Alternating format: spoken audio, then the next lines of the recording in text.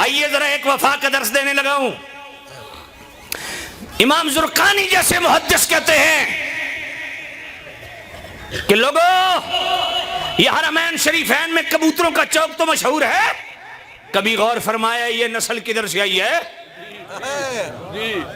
امام زرقانی جیسے محدث کہتے ہیں، میں ہوا میں بات نہیں کر رہا، فرمایا امام زرقانی فرماتے ہیں لوگوں یہ حرمین شریفین کے دروازے پہ پہلے تم دیکھتے ہو کبوتروں کو، استقبال کرتے ہیں تمہارے کبوتر، پہلی نظر پڑتی ہے کبوتروں پہ. کہا کبھی غور کیا یہ آئے کدھر سے؟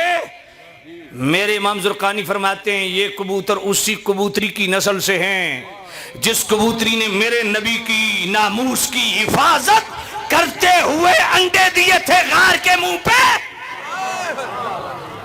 کہ آنے والا یہ تجسس ہی نہ کرے کہ شاید کوئی اندر ہو، وہ انڈے دیکھ کے کہے کہ اندر جانے والا اگر کوئی جاتا تو انڈے ٹوٹ جاتے. امام زرقانی فرماتے ہیں میرا رب اتنا غیرت والا ہے، رب نے اس کبوتری کی نسل کو بھی قیامت تک دوام عطا فرما دیا جس نے چند منٹوں کے لیے ناموس رسالت کی چوکیداری کی.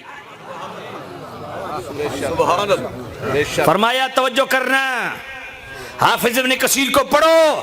فرمایا لوگوں صرف کبوتری نے انڈے نہیں دیے تھے بلکہ مکڑی نے جالا بھی تن دیا تھا. مکڑی نے جالا بھی تن دیا تھا کہ کوئی دیکھے تو وہ یقین کر لے کہ کوئی اندر جاتا تو جالا ٹوٹ جاتا. تو یہ مکڑی کا جالا اس لیے اندر کوئی نہیں گیا. اس لیے تو امام قرطبی فرماتے ہیں مصطفیٰ نے فرمایا لوگوں مکڑی کو مت مارنا کیونکہ مکڑی نے میرے دشمن کی مت مار دی تھی. سبحان اللہ سبحان اللہ. سمجھ نہیں آئی ہے؟ امام قرطبی جیسے مفسر فرماتے ہیں لوگوں مکڑی کو مت مارنا. ارے وہ مکڑی تو پتہ نہیں کدھر گئی، 1400 سال کے بعد اس مکڑی کی نسل کا بھی حیا ہے. میں پوائنٹ دینے لگا ہوں. جس مکڑی نے ناموس رسالت کے لیے جالا بن دیا، میرے نبی نے فرمایا مکڑی کو مت مارنا. ارے ان مکڑوں سے پوچھو کہ اوہ بندہ خدا عقل کو ہاتھ مارو، جو مکڑی ایک دفعہ حفاظت کرے اس کی نسل کو بھی دوام ہے، اس کی نسل کا بھی حیا ہے، اور جو قدم قدم پہ صدیق مصطفیٰ کی حفاظت کرے سبحان اللہ. اس صدیق کا حیا ختم ہو گیا. اللہ اکبر. توجہ کرنا، اللہ اکبر سبحان اللہ. یہ میرا وہ صدیق ہے، محبت سے کہو سبحان اللہ. فی الغار جب وہ دونوں کا آئے ہائے سامعین، آل حق جب تنہا نظر آتے ہیں نا تو لوگ کثرت کو دیکھتے ہیں، لوگ خیال کرتے ہیں یہ بندہ حق پہ ہے. کیوں؟ لاکھوں کا اجتماع ہے جی، اتنی بڑی تحریک ہے، اتنی بڑی تنظیم ہے، اتنے لوگ اس کے فالورز ہیں، اتنی ممبرشپ لوگ رکھتے ہیں. کثرت تعداد کو ہم فوکس کرتے ہیں، شہرت کو ہم فوکس کرتے ہیں. یاد رکھو میرے نبی نے غار میں جا کے بہت سارے سبق سکھا دیے، میرے صدیق نے بہت سارے سبق سکھا دیے. فرمایا لوگوں کسی عالم ربانی کو تنہا سمجھ کے یہ نہ کہنا کہ وہ حق پہ نہیں ہے.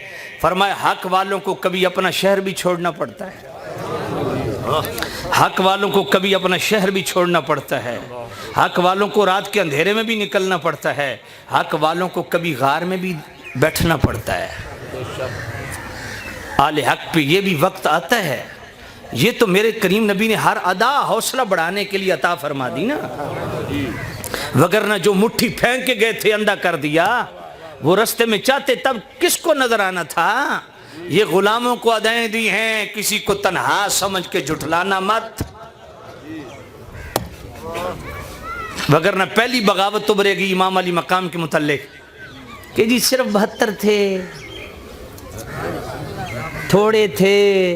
اور میں تجھے کس نے کہا کہ زیادہ جو ہوتے ہیں وہ حق والے ہوتے ہیں؟ سواد اعظم ایک بھی ہو، وہ سواد جو حق پہ ہو وہ ایک بھی ہو، وہی سواد اعظم. یہ بات یاد رکھو. تو کثرت تعداد کے پیچھے نہ بھاگا کرو. اللہ اکبر. یہ وقت آتا ہے، اور وہ وقت آتا ہے کہ اگر یہ تکلیفیں جھیلو گے تو وہ وقت آئے گا کہ اللہ فتح بھی نصیب فرمائے گا۔ یوسف علیہ السلام کو کنویں میں پھینکا گیا تھا کہ نہیں؟ اللہ نے اٹھا کے مصر کے تخت پہ بٹھایا کہ نہیں؟ سمجھ نہیں آئی ہے؟ حضرت ابراہیم علیہ السلام کو بغداد پہ ہجرت پہ مجبور کیا گیا تھا، وہی فاتح بغداد کے بن کے پلٹے تھے۔ بات سمجھ آئیے کہ نہیں آئی ہے؟ موسیٰ علیہ السلام کو مصر چھوڑنا پڑا تھا، وہ وقت آیا کہ فاتح مصر بن کے ہی پلٹے تھے۔ مصطفیٰ نے مکہ چھوڑا، وہ وقت آیا کہ فاتح مکہ بن کے پلٹے۔ سمجھ آئیے کہ نہیں آئی؟ ہائے ہائے اللہ اکبر، اہل حق پہ یہ وقت آتا ہے۔ تنہائی بھی ایک بہت بڑی، میں سمجھتا ہوں ٹرننگ پوائنٹ ہے زندگی میں، بہت کچھ سکھاتا ہے۔ اب ذرا توجہ کرنا، غار میں میرے مصطفیٰ ہے۔ اب غار سے ریلیٹڈ بہت ساری چیزیں میں چھوڑتا ہوں اس کو، کیونکہ وقت بہت بیت گیا۔ میرے کریم نب نے غار کے اندر میرے محبوب نبی نے جب دیکھا کہ دشمن ارد گرد طواف کر رہا ہے، گھوم رہا ہے، ہماری تلاش میں ہے، تو صدیق اکبر کو مغموم دیکھا۔ صدیق اکبر کو مغموم دیکھا۔ میرے نبی نے فرمایا اذ یقول لصاحبہ لا تحزن۔ اب مصطفیٰ نے فرمایا اے میرے صاحب غم نہ کھا، ان اللہ معنا، اللہ ہمارے ساتھ ہے۔ تو اس وقت جناب والا ذرا توجہ کرنا، وہی لفظ میرے کریم رب نے قرآن میں نقل فرما دیے، فرمایا جب میرے مصطفیٰ نے اپنے صاحب سے کہا صدیق اکبر وہ واحد صحابی ہے جس کی صحابیت منصوص ہے، قرآن کی نص سے ثابت ہے۔ لا تحزن، غم نہ کھا۔ امام فخر الدین رازی اسی مقام پہ کہتے ہیں، فرمایا ایک ہوتا ہے لا تخف، ایک ہوتا ہے لا تحزن۔ لا تخف ہو تو خوف اپنی جان کا ہوتا ہے، لا تحزن ہو تو خوف اپنا نہیں ہوتا، اپنوں کا ہوتا ہے۔ فرمایا صدیق کو اپنا خوف نہیں تھا، غم تھا تو غم رسول تھا۔ ساری زندگی خدا کی قسم مجھے آج ان لوگوں کی سمجھ نہیں آ رہی جو ایک چھوٹے سے باغ کو لے کے بیٹھے ہیں اور زبانیں تان دراز کرتے ہیں۔ ان بدبختوں سے پوچھو کہ صدیق اکبر تو وہ ہیں، ایک دفعہ نہیں، تین دفعہ پورا گھر مصطفیٰ پہ قربان کیا۔ ارے ہجرت کا موقع آیا، جب ایمان لائے 40,000 دینار کل پونجی تھی، حضور کے قدموں پہ رکھ دی، پورا گھر خالی۔ جب ہجرت کا موقع آیا کل پونجی 5,000 دینار گھر میں تھے، سارے اٹھا کے حضور پہ قربان۔ دوسری دفعہ پورا صدیق نے اپنا گھر قربان کر دیا۔